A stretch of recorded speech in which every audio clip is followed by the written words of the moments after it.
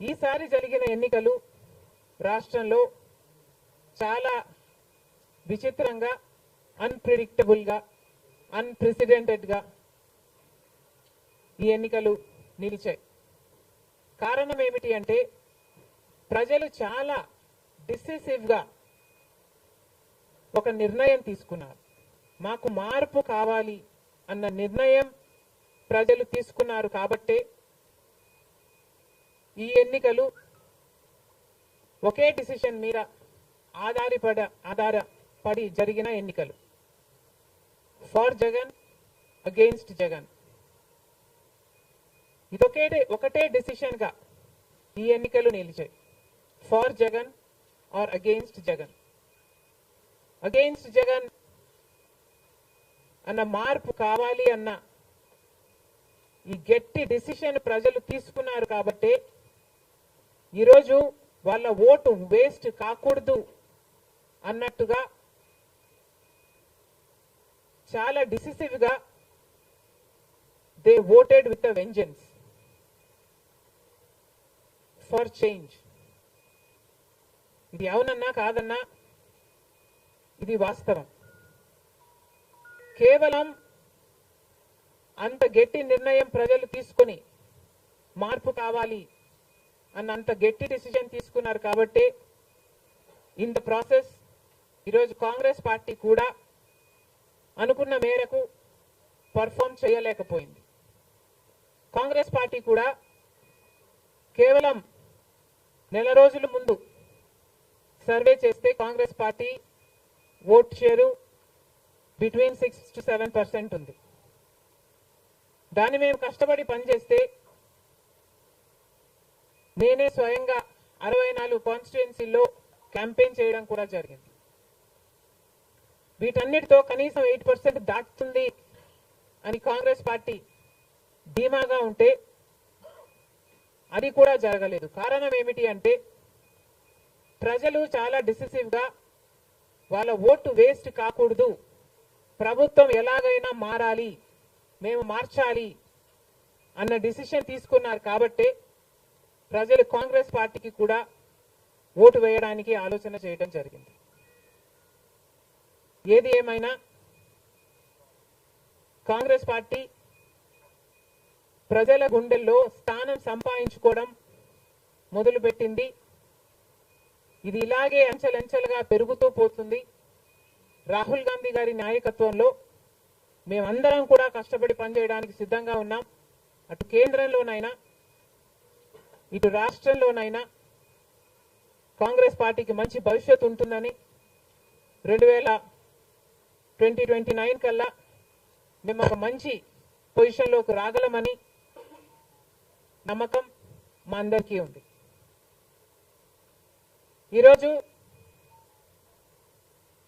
చంద్రబాబు గారు ముఖ్యమంత్రి ప్రజల తీర్పును గౌరవిస్తూ ఆయనకు మరొకసారి శుభాకాంక్షలు తెలియజేస్తుంది కాంగ్రెస్ పార్టీ. అలాగే చంద్రబాబు గారికి మరొకసారి గుర్తు చేస్తుంది కాంగ్రెస్ పార్టీ మన రాష్ట్రానికి రావాల్సిన ప్రత్యేక హోదా. ప్రత్యేక హోదా అన్నది ఆంధ్ర రాష్ట్ర ప్రజల ఊపిరి. 10 సంవత్సరాలుగా మోడీ గారు, బీజేపీ పార్టీ ప్రత్యేక హోదా విషయంలో ఆంధ్ర రాష్ట్రాన్ని, ఆంధ్ర ప్రజలను మోసమే చేశారు. 10 సంవత్సరాల క్రితము ఎలక్షన్లకు ముందు మోడీ గారు వచ్చినప్పుడు 10 సంవత్సరాలు ప్రత్యేక హోదా ఇస్తాము అని తిరుపతిలో మాట ఇవ్వడం జరిగింది మోడీ గారు. అప్పుడు చంద్రబాబు గారు చెప్పిన మాట 10 సంవత్సరాలు సరిపోదు, 15 సంవత్సరాలు కావాలి అన్నారు అదే సభలో. కానీ 10 సంవత్సరాలు గడిచిపోయినా కూడా ఈ రోజు వరకు కూడా బీజేపీ పార్టీ ఆ మాటను నిలబెట్టుకోలేదు. కానీ ఇప్పుడు చంద్రబాబు గారు మద్దతు ఇస్తున్నారు కాబట్టి బీజేపీ పార్టీ అధికారంలో నిలబడింది. ఈ విషయం మోడీ గారు గుర్తుపెట్టుకోవాలి. ఎందుకంటే ఈరోజు ఆంధ్ర రాష్ట్ర ప్రజల ఎన్నుకున్న ఎంపీలు కనుక బీజేపీ పార్టీకి చంద్రబాబు గారు మద్దతు ఇవ్వకపోయి ఉంటే అసలు బీజేపీ పార్టీ అధికారంలో ఉండే ప్రసక్తే లేదు. ఈరోజు బీజేపీ పార్టీ అధికారంలో ఉంది అంటే దానికి కారణం ఆంధ్ర రాష్ట్ర ప్రజలు అని మోడీ ఇప్పటికైనా గమనించాలి. చంద్రబాబు గారికి మరొకసారి గుర్తు చేస్తున్నాం, చంద్రబాబు గారు బీజేపీ పార్టీతో ఎలక్షన్లకు ముందు పొత్తు పెట్టుకుంటున్నప్పుడే కాంగ్రెస్ పార్టీ పదే పదే చెప్పడం జరిగింది, ఒక్క మాట అయినా తీసుకోకుండా, కండిషనల్ సపోర్ట్ అయినా మీరు ఎక్స్టెండ్ చేయకుండా, మీరు బేషరతుగా స్పెషల్ స్టేటస్ అన్న కండిషన్ పెట్టకుండానే మీరు బీజేపీ పార్టీకి ఎందుకు అలయన్స్ పెట్టుకున్నారు చంద్రబాబు గారు అని అప్పుడు ప్రశ్నించడం జరిగింది. ఇప్పుడు మళ్ళీ బీజేపీ పార్టీ చంద్రబాబు గారిని డిమాండ్ చేస్తుంది. ఇప్పుడు మళ్ళీ కాంగ్రెస్ పార్టీ చంద్రబాబు గారిని డిమాండ్ చేస్తుంది. బికాస్ మీరు ఇచ్చిన ఎంపీల వల్ల ఆంధ్ర రాష్ట్ర ప్రజలు ఎన్నికైన ఎంపీలను మీరు బీజేపీ పార్టీకి ఇచ్చారు కాబట్టి, ఈరోజు బీజేపీ పార్టీ అధికారంలో ఉంది కాబట్టి చంద్రబాబు గారు ఈ విషయాన్ని గుర్తుపెట్టుకొని ఇప్పటికైనా మొండి పట్టైనా సరే స్పెషల్ స్టేటస్ అన్నది ఆంధ్ర రాష్ట్రానికి అవసరం కాబట్టి ఇప్పటికైనా స్పెషల్ స్టేటస్ మీద చంద్రబాబు గారు సీరియస్ గా వర్క్ చేసి ఇది సాధించుకు రావాలి అని కాంగ్రెస్ పార్టీ ఆంధ్ర రాష్ట్ర ప్రజల తరఫున డిమాండ్ చేయడం జరుగుతుంది. ఒక స్పెషల్ స్టేటసే కాదు, పోలవరం ప్రాజెక్టు కూడా ఉంది. పోలవరం ప్రాజెక్టుకు చంద్రబాబు గారు 2 రోజుల క్రితం వెళ్లడం జరిగింది. నిజానికి పోలవరం ప్రాజెక్టు రాజశేఖర రెడ్డి గారి ఆలోచన. 2004లోనే రాజశేఖర రెడ్డి గారు 10,000 కోట్లతో 20 లక్షల ఎకరాలకు నీళ్లు ఇవ్వాలి అని తలపెట్టిన ప్రాజెక్టు పోలవరం ప్రాజెక్టు. రాజశేఖర రెడ్డి గారి హయాంలోనే కుడి ఎడమ కాలువలు పూర్తి చేయడం జరిగింది. ఆ కాంగ్రెస్ హయాంలోనే 4,500 కోట్లు అంటే దాదాపుగా 40% పనులు పూర్తి చేయడం కూడా జరిగింది. కానీ తర్వాత అధికారంలోకి వచ్చిన చంద్రబాబు గారు పోలవరం ప్రాజెక్టు కాస్టును అమాంతంగా 29,000 కోట్లకు పెంచారు. కానీ పనులు మాత్రం పూర్తయినట్టు ఎక్కడా కనిపించలేదు. 2018 కల్లా నేను పూర్తి చేస్తాను అని రాసి పెట్టుకోండి అని చంద్రబాబు గారు ఆ రోజు అసెంబ్లీ సాక్షిగా ఛాలెంజ్ కూడా చేశారు. కానీ పోలవరం ప్రాజెక్టు చంద్రబాబు గారి వాళ్ళ సాధ్యం కాలేదు, పూర్తి చేయలేదు. ఆ తర్వాత అధికారంలోకి వచ్చిన జగన్మోహన్ రెడ్డి గారు పోలవరం ప్రాజెక్టుని మళ్ళీ రివర్స్ టెండరింగ్ అంటూ మొదలుపెట్టి 55,000 కోట్ల రూపాయలకు దాన్ని ప్రాజెక్టు కాస్ట్ను పెంచారు. తీరా చూస్తే ఏ పని జరగలేదు. ఇప్పటికైనా చంద్రబాబు గారు చెప్తున్న మాట ఏమిటి అంటే 75% పనులు మా హయాంలోనే పూర్తయ్యాయి, 25% పనులు మిగులున్నాయి, నేను పూర్తి చేస్తాను అని చెప్పడం జరిగింది మొన్న చంద్రబాబు గారు.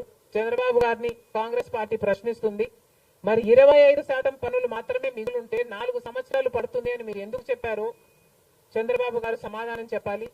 పోలవరం ప్రాజెక్టు మీద ప్రజలకు క్లారిటీ లేదు కాబట్టి పోలవరం ప్రాజెక్టు మీద ఒక వైట్ పేపర్ మీరు రిలీజ్ చేయండి. దాంట్లో అసలు పోలవరం పరిస్థితి ఏమిటి, దాని డిజైనింగ్ దగ్గర నుంచి మొదలు పెడితే అసలు దాని ప్రస్తుత పరిస్థితి ఏమిటి, మీరున్న 5 సంవత్సరాల అధికారంలో ఉన్నప్పుడు ఏం చేశారు, తర్వాత జగన్మోహన్ రెడ్డి గారు ఏం చేశారు, ఇప్పుడు ఏమి చేయాలి,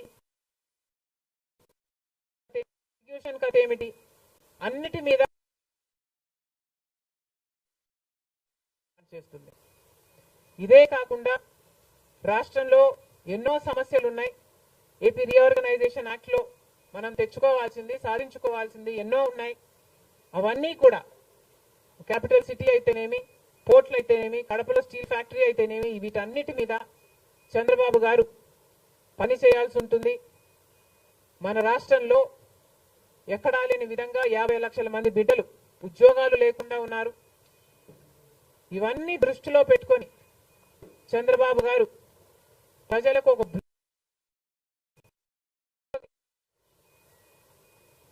బాగుంటుందని కాంగ్రెస్ పార్టీ భావిస్తుంది.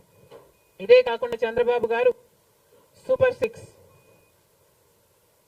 ఈ గ్యారంటీలతో చంద్రబాబు గారు ఎన్నికలకు వెళ్లారు. దీంట్లో యువతకు 20 లక్షల యువత వరకు ఉద్యోగ అవకాశాల కల్పన కల్పిస్తామని చెప్పారు. లేదా 3,000 రూపాయలు ప్రతి నెల ప్రతి నిరుద్యోగికి నిరుద్యోగ భృతి ఇస్తామన్నారు చంద్రబాబు గారు. అదే కాకుండా స్కూల్కు వెళ్లే పిల్లలకు ప్రతి విద్యార్థికి 15,000 రూపాయలు సంవత్సరానికి ఇస్తామని చెప్పారు. ప్రతి రైతుకి 20,000 రూపాయలు ఆర్థిక సహాయం ఇస్తామన్నారు. ప్రతి మహిళకు నెలకు 1,500 ఆర్థిక సహాయం, అంటే ప్రతి మహిళకి కూడా ఒక పెన్షన్ లాగా 1,500 ఇస్తామని చంద్రబాబు గారు మాటిచ్చారు. మహిళలకు ఉచిత బస్ ప్రయాణమే కాకుండా ఏడాదికి 3 గ్యాస్ సిలిండర్లు కూడా ఉచితంగా ఇస్తామని చంద్రబాబు గారు సూపర్ 6 లో ఇవ్వడం జరిగింది. ఇవన్నీ కూడా చంద్రబాబు గారు దీని విధి విధానాలు ఏమిటో, మొదలు పెట్టే తేదీ ఏమిటో వీటి మీద కూడా చంద్రబాబు గారికి స్పష్టత ఇవ్వాల్సిన అవసరం ఉంది.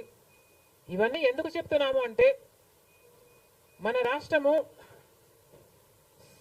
మిగతా రాష్ట్రాల్లాగా కాదు. మన రాష్ట్రము చాలా వెనకబడి ఉన్న రాష్ట్రం. వెంటనే పని చేయాల్సిన అవసరం ఉంది కాబట్టి మేము చంద్రబాబు గారిని,